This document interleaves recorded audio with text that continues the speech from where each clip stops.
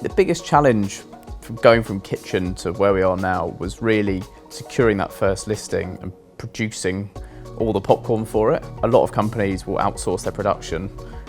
We decided to keep it in-house. We still have our kitchens in North London today, and that's great, but when you then get a big order coming in, you've got to manufacture that quantity. It makes it all a bit more challenging from a cash flow perspective, but also from a physical, like how do you do it?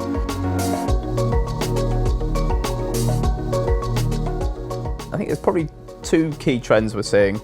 The first is around affordable indulgence. So we actually launched the business in a recession, and around that sort of time we were seeing that people would tend to trade up on the snacks they'd buy in the stores to take home and enjoy with a film on the TV, as opposed to maybe going out and spending lots of money.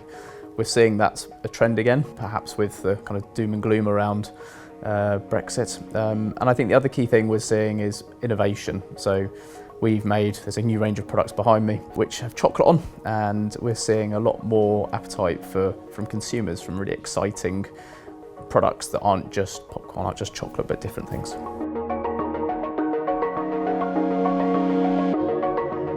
I think the most rewarding thing for me so far has been seeing the people that we've brought in to the business early on, a lot of them as interns, grow and move on to a lot staying in the business, but a lot have moved on and gone to really successful other businesses elsewhere, and seeing them grow and develop and succeed is pretty cool.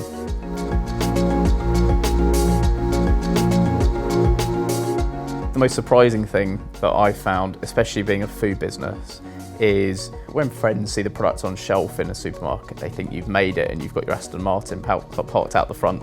The reality is sadly not the case, and it's very, very difficult to actually kind of get good volume and good sales and grow fast, but the visibility has a perception of being very successful very early on.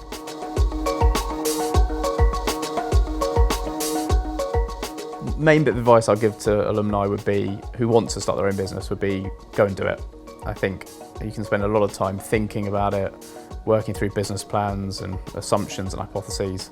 Actually, especially with a food business, you could go into a store tomorrow, put your product on the shelf and watch people and see if they pick it up and are interested by it. You know very quickly if it's going to be successful, and I think give it a go.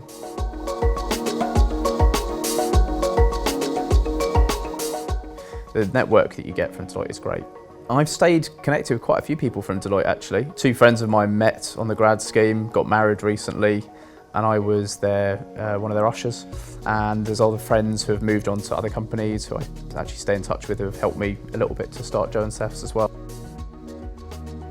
LinkedIn for me has been a really great way of building my network. Also, I tend to walk through a supermarket and look at what brands are on the shelf and kind of message the people who are behind them through LinkedIn or their name at the company name, and you can tend to kind of get coffees in with people. What I found is actually people are really quite giving of their time and want to help you succeed, so it hasn't been too challenging actually building a network.